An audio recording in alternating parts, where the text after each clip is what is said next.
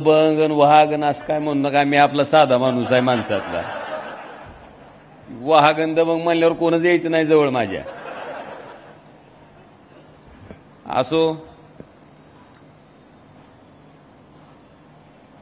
आज या ठिकाणी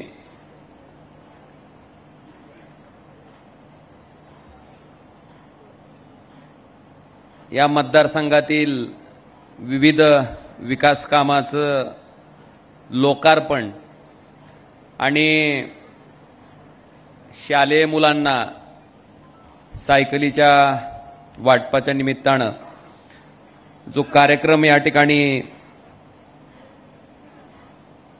आयोजित केला, या कार्यक्रमाला उपस्थित असलेले लोकसभेतील माझे सहकारी, आणि ती उगा म्हणतात मला कळत नाही, पण ती खरं आम्ही ज्या शाळेत शिक्षक आहोत त्या शाळेची ती हेडमास्तर आहेत.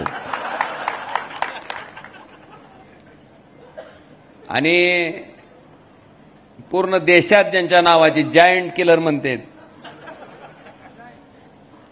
कारण पैशाचा पाऊस पडत असताना सुद्धा माणसाच्या ताकदीवर कामावर निवडून यायची ज्यांनी या ठिकाणी महापराक्रम केला असे आमचे सहकारी सन्माननीय निलेशजी लंके साहेब.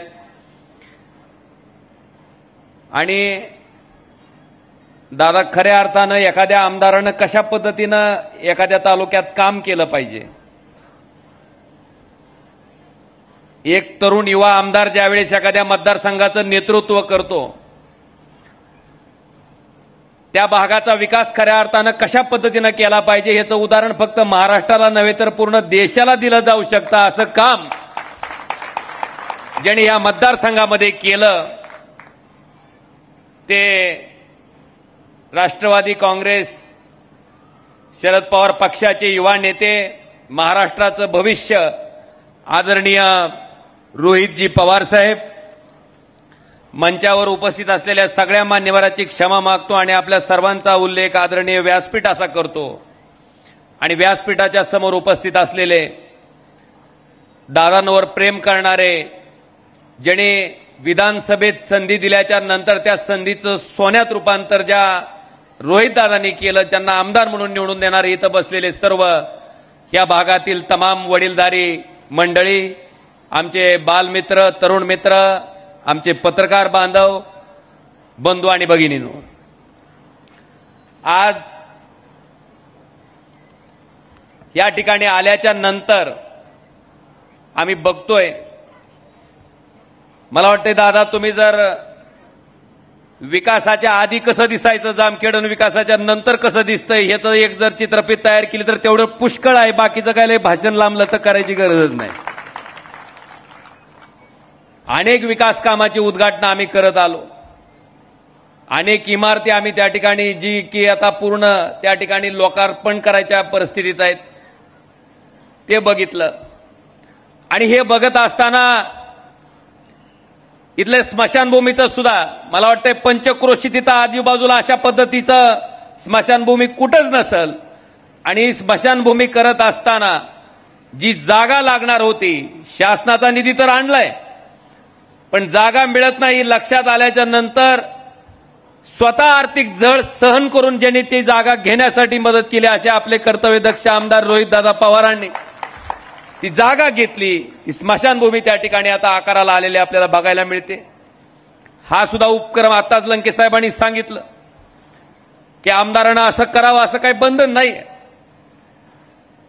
पण माझ्या भागात ज्या भागाचं मी नेतृत्व करतोय तिथल्या माझ्या लहान लेकरांना सुद्धा अभ्यासाच्या बाबतीत, शाळेत येण्याच्या बाबतीत काय अडचण असेल तर तिथं ती दूर झाली पाहिजे.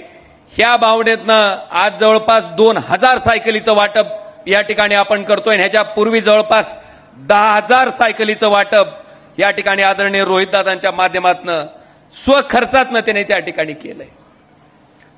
मी मगाशी काही कार्यकर्त्याकडनं ऐकत होतो की दादा एका बाजूनं काम करतायतच, पण दादांचे वडील, दादांच्या आई सुद्धा या मतदारसंघामध्ये भगिनीसाठी, आमच्या युवक शेतकऱ्यांसाठी काय करणं गरजेचं आहे, कशा पद्धतीनं पुढे जाणं गरजेचं आहे ह्याच्या बाबतीत सुद्धा फार मोठ्या प्रमाणात काम करतायत. आणि मला वाटतंय एक लक्षात घ्या, अनेक निवडणुका येतात, निवडणुका जातात, पण कामाचा माणूस बाबांनो कधीही सोडायचा नसतो, नाहीतर पश्चातापाची वेळ आपल्यावर आल्याशिवाय राहत नाही. अनेक लोक आहेत नुसतं PR करणारे, पण प्रत्यक्षात काम ह्या पद्धतीचं एखाद्या मतदारसंघात होत असेल तर मला वाटतंय आता कामाच्या माध्यमातून 5 वर्षातनं त्यांनी दाखवून दिलंय. मी रोहितदादा खरं आधी आमच्याकडं आमची विरोधकच राष्ट्रवादीत असल्यामुळे मला पवार साहेबांना कधी भेटायची संधी मिळाली नव्हती. मला जवळून बघता आलं नाही. तसं बघायला गेलं तर मी खरंच भाग्यवान माणूस आहे की स्वर्गीय गोपीनाथजी मुंडे साहेबांना मला जवळून बघता आलं, त्यांच्याबरोबर काम करता आलं. स्वर्गीय विलासरावजी देशमुख साहेबांना मला जवळून बघता आलं, काम करता आलं. आदरणीय हिंदुराय सम्राट शिवसेना प्रमुख बाळासाहेब ठाकरेंबरोबर काम करता आलं. मला वाटतंय पवार साहेबांची भेट जर झाली नसती तर कदाचित माझं राजकारणातलं एक मात्र खंत त्या ठिकाणी राहिली असती, पण आमच्या बाबांना बिचारानं भाजपात प्रवेश केल्यामुळे ती बी खंत माझी पुसून निघाली. मी बघून बघितलं की एका राजकारणी माणसानं कशा पद्धतीनं काम केलं पाहिजे याचं मूर्तिमंत उदाहरण कोण असेल तर आदरणीय शरदचंद्रजी पवार साहेब आहेत. आज एवढं वय झालेलं असताना सुद्धा स्वतःच्या वेळेची मॅनेजमेंट, प्रत्येकाला वेळ देणं, प्रत्येकाचं समजून घेणं, जनतेशी डायरेक्ट कनेक्ट ठेवणं, मला वाटतं ह्या पद्धतीचं काम पवार साहेबांनी सुद्धा या महाराष्ट्रामध्ये केलंय, उभ्या महाराष्ट्रानं त्या ठिकाणी पाहिलंय. आज खरं बघायला गेलं तर मला वाटतंय ऊसाच्या आणि सोयाबीनच्या जेवढ्या भराटाने असतील तेवढ्या आता पक्षाच्या झाल्यात. कुणामुळे झाल्यात तुम्हाला माहिती आहे आता काय ते सांगत आहे का नाही. नुसतं शिवसेना म्हणून जमत नाही, उद्धव बाळासाहेब ठाकरे मग टपा पडते, अरे ही इकडचं आहे. आम्ही दुःखात होतो म्हणून बघता होतं तर ह्यांचं बी घड्याळ नेलं, चिन्ह बी घेऊन गेली. तिथं बी आता पक्षाची परिस्थिती आणि दाखवून दिलं, त्या ठिकाणी दाखवून दिलं, जनतेनं दाखवून दिलं की दडपशाहीनं लोकांना गृहीत धरून केलेलं राजकारण जनता कधीही मान्य करत नाही. त्याचा हिशोब जेव्हा निवडणुकीत मतदान करायची वेळ येते त्यावेळेस लोक त्याचा हिशोब करतात. मला दादांचं कौतुक दुसऱ्या बाबतीत अजून करायचंय. तुम्हाला माहिती आहे आपल्या महाराष्ट्रामध्ये काय होतंय, पहिल्यांदा ईडीची धाड पडती. पडते का ना, आता खुरपिण्याला बाईला सुद्धा माहीत झालं का नाही ईडीची धाड कुणावर पडती, ती फक्त विरोधकावर. आणि जसा ती विरोधक त्यांना सामील झाला की धाड. किती उदाहरणं सांगू तुम्हाला, उदाहरणं सांगून मी वेळ घालू इच्छित नाही. तुम्हाला माहिती आहे खुरपिणाऱ्या माझ्या महिलेला, माझ्या भगिनीला जर कळालं असेल की ह्या पद्धतीचं राजकारण चालू आहे, पण बांधवानो खरंच शाबासकीची थाप आणि खरा शूरवीरपणा, खरा मर्दपणा जर कोणी दाखवला असेल तर तो रोहितदादा पवारांनी दाखवला. अरे अशा ईडीच्या किती धाडी टाकायच्या ती टाका, किती त्रास द्यायचा तेवढा द्या, पण मी माझ्या पक्षाला, माझ्या पक्ष नेतृत्वाला आणि ज्या जनतेनं मला मतदान टाकलंय त्या मतदाराला गद्दारी न करता प्रामाणिकपणे त्यांच्या सोबतच राहीन.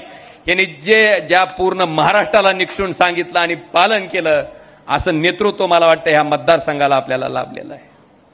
आज या ठिकाणी कामाचं उद्घाटन करत असताना मी दादांना सांगितलं की विकासाच्या बाबतीत तर आपला हात कोण धरू शकत नाही, पण लोकांना सुद्धा डायरेक्ट कनेक्ट आहेत आपण, डायरेक्ट उपलब्ध आहेत आपण. प्रत्येक माणसाचा विचार तुम्ही त्या ठिकाणी केलाय, प्रत्येक सामान्य माणसाशी संपर्कात तुम्ही आहेत आणि म्हणून तुम्ही बिलकुल ह्या मतदारसंघाची काळजी करायचं काय कारण आहे का. कडप असतोर मागची कटाळली काय. दादा तुम्ही पूर्ण महाराष्ट्रात महाविकास आघाडीचं सरकार आणण्यासाठी फिरा. हा मतदारसंघ खंबीरपणे तुम्हाला त्या ठिकाणी महाराष्ट्रात सगळ्यात जास्त मतानं निवडून आणण्यासाठी सक्षम आहे. काम आहे, कनेक्ट आहे, त्यामुळं बाकीच्या गोष्टीची कुठं काळजी करायची काही आवश्यकता त्या ठिकाणी नाही. आज या ठिकाणी आपण बघितलं असेल, मी ती भाजपचं वाक्य सारखं ऐकतोय लंके साहेब, ना खाऊंगा ना खाणे दूंगा. आई गेलं का नाही. मग निवडणुकीत काय गोळ्या बिस्किट वाटत होती का. कुणाचे पैसे आले होते हो प्रत्येक गावागावात? मग ते खाऊंगा ना खाणे दुगा, मग कुठून आणलं? घरचं काय? बांधवानो, ह्याचा विचार आता तुम्ही करणं गरजेचं आहे. नुसतं बोलण्याचे म्हणजे दाखवायचे दात वेगळे आहेत आणि खायचे दात वेगळे आहेत. आता आमच्या मध्य प्रदेशचं उदाहरण घेऊन ती चाललीत. ही लाडकी बहीण, लयला बहिणीवर प्रेम आलंय म्हणून नाही, ती लाडकी खुर्ची योजना वाचवण्यासाठी आणलेली ही योजना आहे लाडकी बहीण. तुम्ही बघितलं असेल. आता इथं शेतकरीच असाल की तुम्ही. काय होता सोयाबीनचा भाव? 11,000 रुपयाने सोयाबीन घातलेला आठवतं का नाही? क्विंटल होता का नाही? आता किती झालाय? 11,000 रुपयाचं क्विंटल 4,000 आपण घालायला लागला. म्हणजे क्विंटलला कितीचं नुकसान आहे? 6,000. 6 का 7? 7,000 रुपये एका क्विंटलला. एकरात किती निघतंय सोयाबीन तुमच्याकडे? 10 क्विंटल तरी. 10 क्विंटलचं 7,000 रुपयानं जर नुकसान झालं तर किती रुपयाचं नुकसान झालं एकरात? 2 एकर असेल तर, 3 एकर असेल तर, अरे लाख लाख 2-2 लाख रुपये तुमचे बुडवले तर 1,500 रुपये घेऊन तुमचं मत घ्यायला आले. द्याचाल का? द्याचाल का? कांदा असते का नाही इथं? काय अवस्था केली आहे सरकारनं? आता तुमचं अनुदान आता अनुदानाचं असतील बघा. सगळी शेतकरी ती निकी ह्याला जायती, आधार ह्याला जोडा, ती फोन त्याला जोडा, आणि ती जोडून झाल्यावर सगळं जोडून झाल्यावर आता प्रतीक्षा करा. ई पीक पाणीचं आहे का नाही खेळ तुमच्याकडे? ज्यानं केली आहे त्याचंच नाव नाही. ते लागलं हिंडायला, इकडून हिंड तिकडून हिंड. आणि गमत कसं, पैसे सरकारचे आणि त्याचा अर्ज त्याच्यावर फोटो आहे. आता फोटो कुणाचे आहे तुम्हाला माहिती आहे? त्यांच्या फोटोसाठी आपण 10 रुपये खर्चून आणायचं भरा फॉर्म. अरे आम्हाला आधी अनुदान दिलेलंच आहे की तुम्ही तेव्हा काय फोटो बघून फॉर्म भरून दिलं का तुम्हाला? बांधवानो, ह्या पद्धतीचं सरकार आहे. मी तर काल सांगितलं, ज्या पद्धतीनं शेतकऱ्याला मदत करत असताना अटी आणि निकष लावता, आता शेतकऱ्याची जबाबदारी आहे की अटी आणि निकष लावूनच ह्यांना मतदान करायचं, ह्यांना दाखवायचं कसं काय असतंय ती. दाखवणार का नाही? काही काळजी करायचं कारण नाही. बांधवानो, ह्या ठिकाणी मला आपल्या सगळ्याला सांगायचं की प्रधानमंत्री फसल विमा योजनेच्या बाबतीत सुद्धा तुम्हाला वाटतंय रुपया भरले की निघाली? वाटतंय का नाही शेतकऱ्याला? पण बाकीचे 17,999 एका हेक्टरला आपण 1 रुपया भरतो. बाकीचे 17,999 कोण भरते? केंद्र सरकार आणि राज्य सरकार. आता केंद्र सरकार आणि राज्य सरकारचे पैसे म्हणजे कुणाचे? कुणाचे? सकाळी उठला, आंघोळ करायचं म्हणलं, साबण आणला, आंघोळ झाली, तेल लावायचं म्हणलं, अंडरपॅन्ट चेटी घालायचं म्हणलं तरी हाय का नाही? माणूस वारल्याच्या नंतर वर पोहोचवायच्या सामानावर सुद्धा जीएसटी, म्हणजे मेल्यावर सुद्धा सुट्टी. मग पैसे कुणाचे आहेत? तुमचे सर्वसामान्य लोकांचे टॅक्सच्या रूपातनं गोळा झालेला पैसा. बांधवानो, 17,999 रुपये एका हेक्टरला कंपनीच्या मड्यावर घालते विमा कंपन्या. आणि कंपन्या कोणत्या? रिलायन्स, भारतीय एक्सा, एचडीएफसी, आर्गो, सगळ्या प्रायव्हेट सेक्टर मधल्या कंपन्या. 18,000 रुपये एका हेक्टरला कंपनीला द्यायचं आणि पुन्हा त्याच्याकडे मागत बसते, दे रे दे दे दे दे दे. ते आपल्याला काहीतरी 1,000 दी, 2,000 दी. म्हणून दादा, मी सुद्धा लोकसभेत मागणी केली की ह्या योजनेच्या माध्यमातून कोट्यावधी रुपयाचा नफा विमा कंपन्याला जातोय, ही योजना तुम्ही बंद करा. आणि जे 18,000 रुपये तुम्ही कंपनीच्या मड्यावर घालता, ते 18,000 डायरेक्ट कुणाच्या खात्यावर टाका? पण मला वाटतंय अशा पद्धतीची योजना करायला फक्त एकच गबरू लागतंय, आदरणीय शरदचंद्रजी पवार साहेबांसारखं नेतृत्व त्या ठिकाणी आवश्यक. फक्त दादा 72,000 कोटी रुपयामध्ये देशातल्या शेतकऱ्याचं कर्ज त्या ठिकाणी पवार साहेबांनी कृषी मंत्री असताना माफ केलं होतं. आज तुम्हाला माहिती आहे कुणाचं माफ केलंय? 16 लाख कोटीचं. 22 वेळेस आपल्या शेतकऱ्याचं कर्ज माफ झालं असतं एवढ्या रकमेत. किती वेळेस? एकदा तरी केलं का? मला वाटतं ह्याचा विचार आता सर्वसामान्य शेतकरी बांधवांनी करणं अपेक्षित आहे, गरजेचं आहे. बांधवांनो, बरेचसे विषय आहेत, बऱ्याचशा गोष्टी आहेत. मला वाटतं इथं दादांबद्दल मी फारसं काही सांगावं, तुम्हाला वेगळं काही सांगावं अशी काही आवश्यकता नाहीये. शेवटी माणसाचं कामच बोलत असतंय आणि येणाऱ्या विधानसभेला ते काम निश्चितपणे ठणकावून त्या ठिकाणी बोलल, मोठा आवाज करल, एवढं मात्र आपल्या सगळ्याचा उत्साह बघून मी या ठिकाणी आवर्जून सांगतो. आज लंके साहेब, आता तुम्ही आमदार होता, मी बी आमदार होतो, एक नाही तर 2 तालुका, आता खासदार झाला. आता तालुका किती? तुमच्याकडे 6 आहेत, माझ्याकडे 11 आहेत. एक जण पॅन्टीला ओढूस तर दुसरं शर्टाला ओढतंय. आता सगळ्याचं समाधान करणं फार मोठी गोष्ट आहे.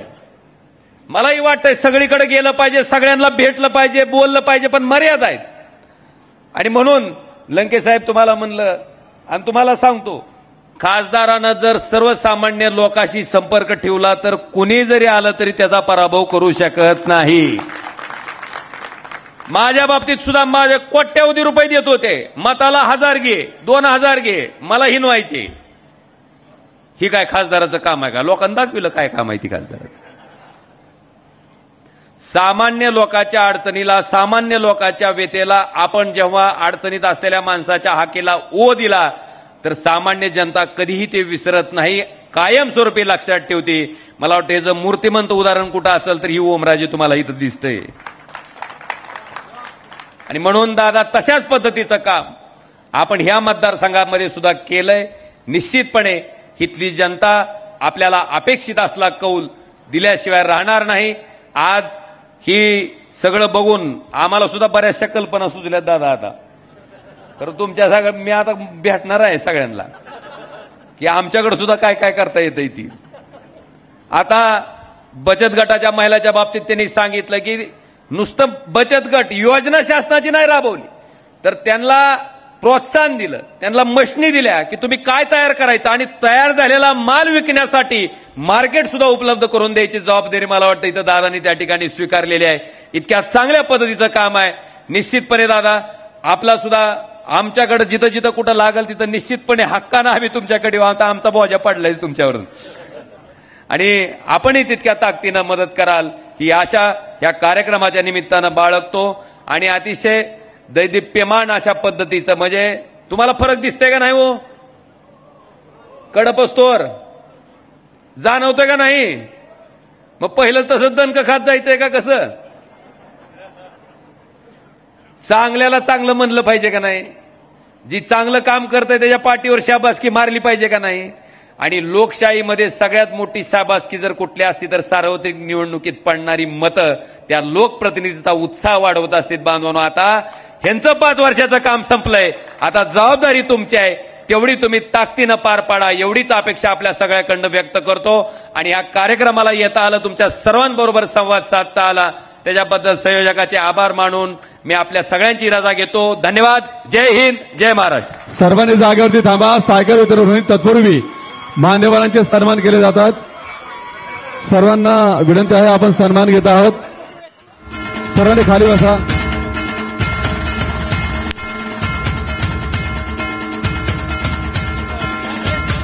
आदरणीय राजेंद्रजी कोठारी यांना मी पुढे बोलवतो. आदरणीय राजाभाऊ कोठारी, तदनंतर सन्माननीय शहाजीराव राळेभात, त्यानंतर आदरणीय सुधीरजी राळेभात, त्यानंतर सन्माननीय वैजनाथजी पोले, हे सगळे पुढे येतील सन्मान करण्यासाठी.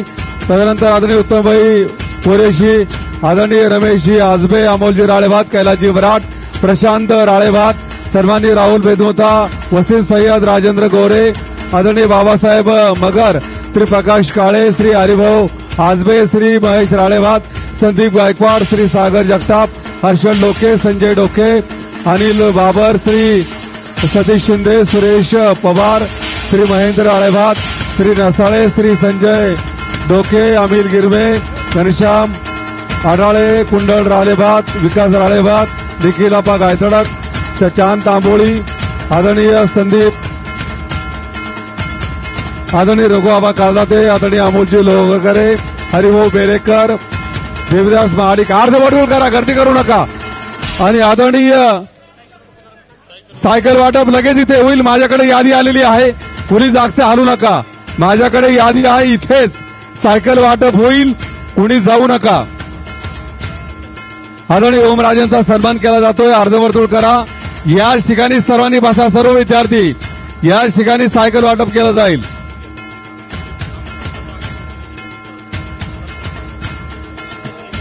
आदरणीय खासदार निलेशजी लंके यानंतर सन्मान केला जाईल.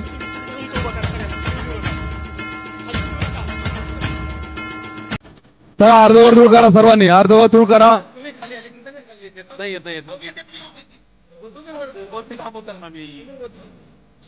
आदरणीय अर्धवर्तुळ करा, सगळे वरती थांबतील. यानंतर निलेशजी लंके साहेबांचा सन्मान करण्यासाठी आदरणीय दत्ताभाऊ वारे, सर्वांनी सूर्यकांतना मोरे, विजयसिंह गोलेकर, विश्वनाथजी राऊत, शरदजी शिंदे, नरेंद्र जाधव, गणेश चव्हाण, श्री किसन बापू ढवळे, आदरणीय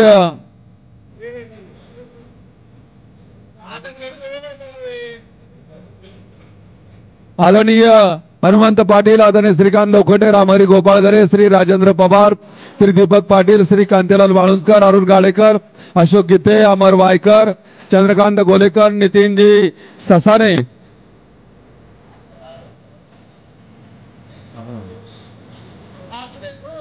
हे आदरणीय लंके साहेबांचा सन्मान केला जातो. यानंतर कर्जत जामखेडच्या वतीनं, पदाधिकाऱ्यांच्या वतीनं आदरणीय रोहितदादा पवार यांचा सन्मान केला जातोय. आदरणीय संजयजी वराट, युवराज उगले, बबनजी देवकाते, भगवान गीते, रावसाहेब जाधव, शंकर गदादे, दादासाहेब ढवळे, अशोक पठाळे, अनिल भिसे, भीमा मोहोळकर सन्मान करण्यासाठी पुढे यावं. आणि अमरधाम, चला सर्वांनी खाली इकडे उभे राहा, बाजूला सरका. यानंतर विशेष सन्मान केला जातोय. अमरधाम वैकुंठ भूमी करता ज्यांनी विशेष सहकार्य केलं, त्या जागेसाठी ज्यांनी सहकार्य केलेलं आहे, दिलीपजी गुगळे आणि संतोष फिरोदिया.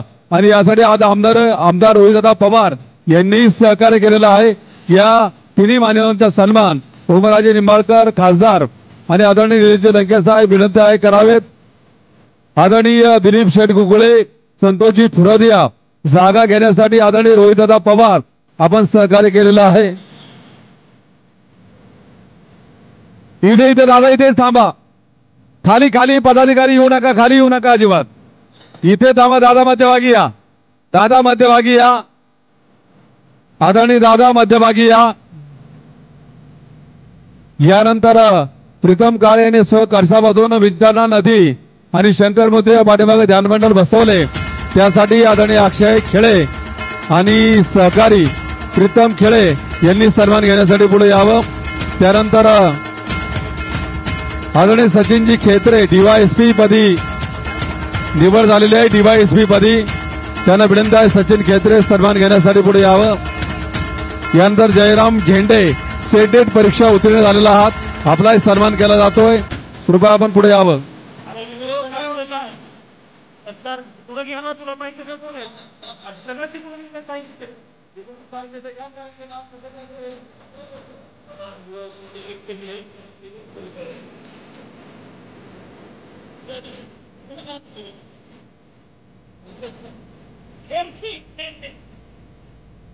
धन्यवाद. मुख्य सोहळा सायकल वितरण केलं जाईल. जीवन आणि सगळे पदाधिकारी इकडे रोहितदादांना विनंती आहे आपण पुढे यावं. आदरणीय दादा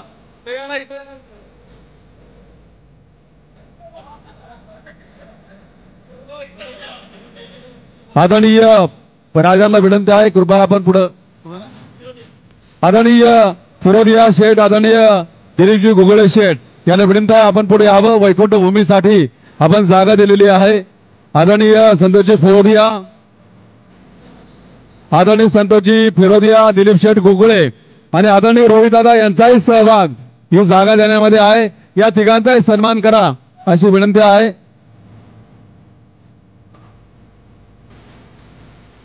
आदरणीय दिलीप शेठ गुगळे, संतोषजी फिरोदिया आणि सन्माननीय रोहितदादा पवार तिघांचेही सन्मान करा. टाळ्याचा गजर आपण सर्वांनी करूयात. यानंतर आदरणीय प्रीतमजी काळे घरचामधून विंचना नदी काठावरती शंकर मूर्तीसाठी ध्यान मंडळ बसवले पाठीमाग ते आदरणीय प्रीतम काळे, आदरणीय अक्षय खेळे सहकारी आपण पटकन स्टेजवरती यावं. त्यानंतर DYSP मध्ये ज्यांची निवड झालेली आहे ते सचिन सुभाष खेत्रे यांना विनंती आहे आपण स्टेजवरती यावं. आपलाही सन्मान केला जातोय. त्यानंतर आदरणीय जयरामजी झेडे जे सेनेट परीक्षेमध्ये उत्तीर्ण झाले त्यांचाही सन्मान करण्यात येत आहे. कृपा आपण स्टेजवरती यावं. या कार्यक्रमाची नियोजित जागेची सफाई ज्यांनी केली आणि स्थानिक नागरिकांची सोय केली त्याबद्दल आमदार रोहितदादा पवार यांचा हा सर्व नागरिक सन्मान करत आहेत. ते नागरिक आहेत राजेंद्र राऊत, दिलीपजी आजबे, नवनाथजी विटकर, बाळासाहेब रासकर, अतुल पवार, हनुमंत विटकर, बाळासाहेब आरेकर, तुकाराम गुळवे, महादेव पवार, उमेश राऊत यांनी पटकन सन्मान करण्यासाठी पुढे यावं.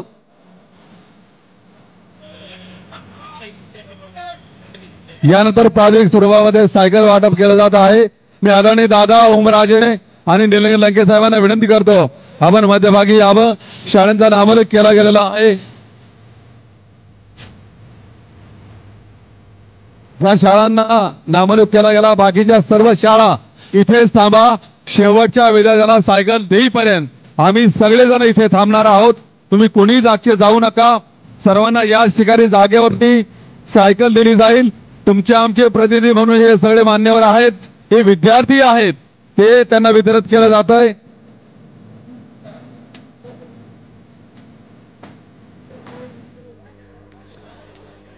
आदरणीय Kaloba high school Kusadgaon, ZP high school school Godegaon, आदरणीय झेडपी स्कूल जवळका, छत्रपती शिवाजी विद्यालय जवळा, झेडपी स्कूल डोंगरगाव यांनी कृपया पुढे यावं. त्यानंतर श्री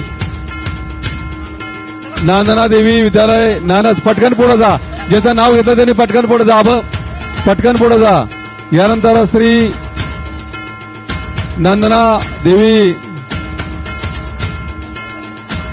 विद्यालय Nanad, new English school Patoda, ZP school Patoda, Sahebrao Patil विद्यालय Padali, ZP school Padali, ZP school Pimpalkhed यांनी पटकन पुढे यावं. तदनंतर विनंती आहे झेडपी स्कूल पिंपळखेड, झेडपी शाळा फकराबाद, झेडपी शाळा हळगाव, श्री भैरवनाथ विद्यालय हळगाव, जिल्हा परिषद प्राथमिक शाळा धरणगाव यांना विनंती आहे कृपया आपण पुढे यावं. त्यानंतर श्री नंदराम विद्यालय धामणगाव,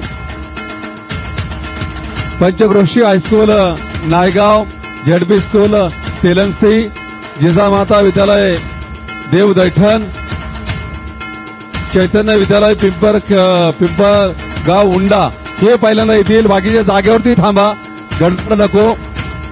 आणि बाकी जेवढे राहिलेले आहेत त्या सर्वांना जागेवरती आम्ही सर्व शेवटची सायकल देईपर्यंत आदरणीय रोहितदादांचे आदेश सर्वांना सूचना आहेत.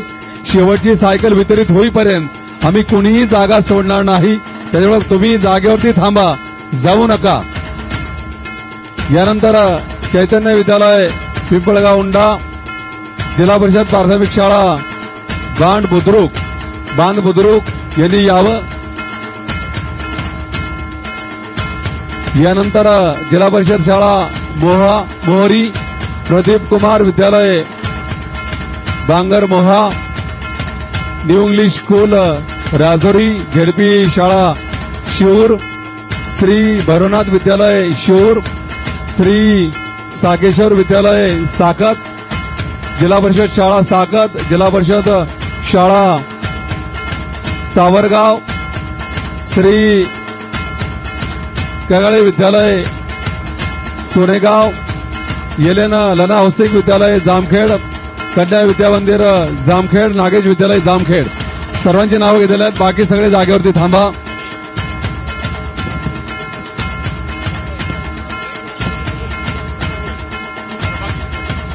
जामखेड नगर परिषदच्या समोर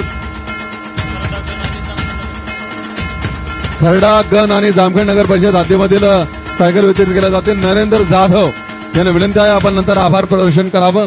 नरेंद्रजी जाधव.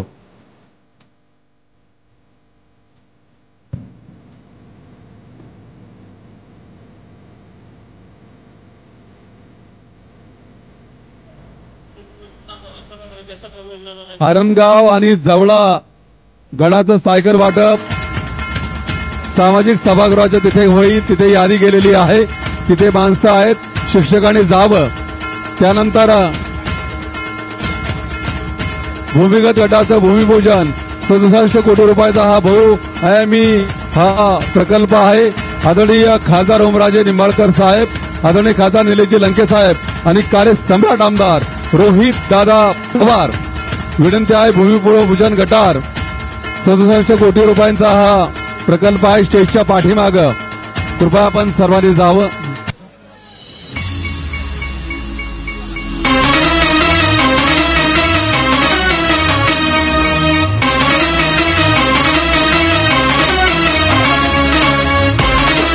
साहित्य वाटपाला गाणं कमी करा. जरा गाणं कमी करा. साहित्य वाटपाला गर्दी करू नका. सर्वांना शेवटच्या विद्यार्थ्याला सायकल वाटप होईपर्यंत इथे कुणी आम्ही हलणार नाहीत. त्याच्यामुळे तुम्ही काळजी करू नका. विद्यार्थी जागेवरती थांबा. पालकांनी जा.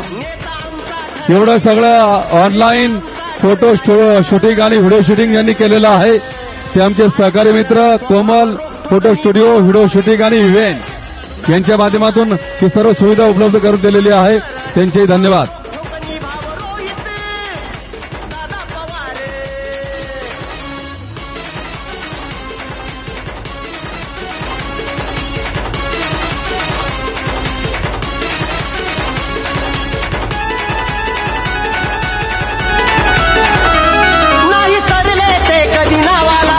श्रमदान हे कृषी कामाला असा अभिमान वाटे साऱ्याला. हिरा भेटलाय हा खरा आम्हाला. नाही करले कधी ते नावाला. केलं श्रमदान हे कृषी काम